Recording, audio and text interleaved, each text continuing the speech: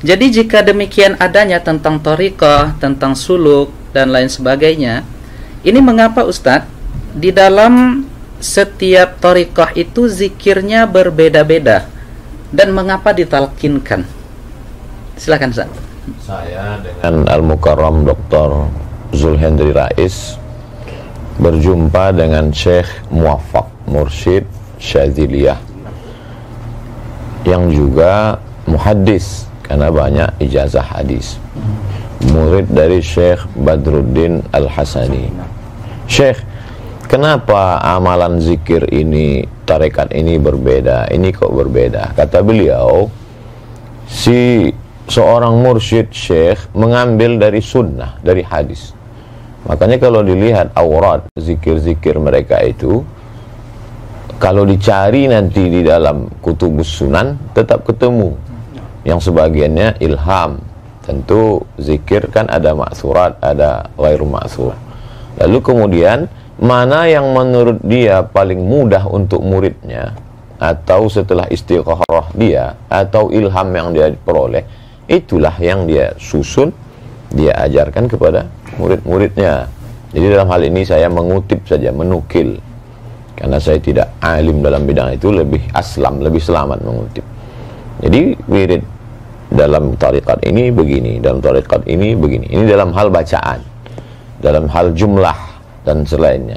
Adapun tentang jalan zikir, dalam hal ini dari pertanyaan-pertanyaan saya ada beberapa perbedaan. Saya tanya kepada Syekh ini tentang jalan zikir. Yang saya maksud jalan zikir itu jalan dia di dalam badan ini waktu berzikir itu.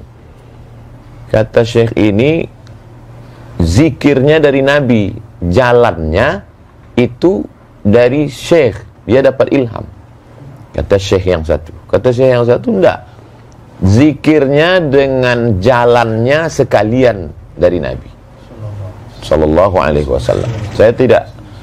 Yang penting kita biasanya dengan mursyid ini kal mayyit baina man yaghsiluhu, seperti mayat yang dimandikan. Maka tidak terlalu penting tentang itu, karena dia beramal tujuannya adalah dengan ridha itu dia sampai kepada ridha Allah.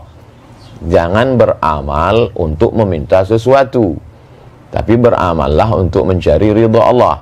Karena kalau kau beramal mencari ridha Allah, Allah akan berikan kepada engkau segala sesuatu. Nah, itu yang membuat mereka tidak terlalu mempermasalahkan itu. Saya pun mungkin ketika menanyakan itu mungkin sudah su'ul adab dengan Syekh. Ini apakah zikirnya dengan jalannya, atau zikirnya dari Nabi, jalannya dari Syekh? Apa tadi pertanyaan kedua? Saking banyaknya pertanyaan. Kemudian kenapa ditalkinkan? Kenapa mesti ditalkinkan? Kalau ada orang mempermasalahkan, Abdul Somad sudah talqin tarekat, maka dia sudah bid'ah. Kalau begitu, Anda juga melakukan bid'ah, karena baca Quran itu dengan talqin. Laqana yulaqqinu, mulaqqin si syekh, kita mulaqqan. Laqinu mautakum, talqinkanlah orang yang mau mati la ilaha illallah. Guru mentalkinkan la ilaha illallah, kata mulut dia. Jalannya begini, kata dia. Maka talqin itu metode pendidikan dalam Islam. Bagaimana kita tahu membaca alif lam mim? Itu kan dari talqin. Kalau dari PDF, alama, alam nasrah dengan alif lam mim sama tulisannya. Syekh Muhammad Mutawalli Sya'rawi pertama tahfiz Quran kan gitu, di komplainnya gurunya. Itu tunjukkannya. Ini alif lam mim. Kenapa di sini bacanya alam? Kenapa di sini alif lam mim? Itu tahu lewat talqin.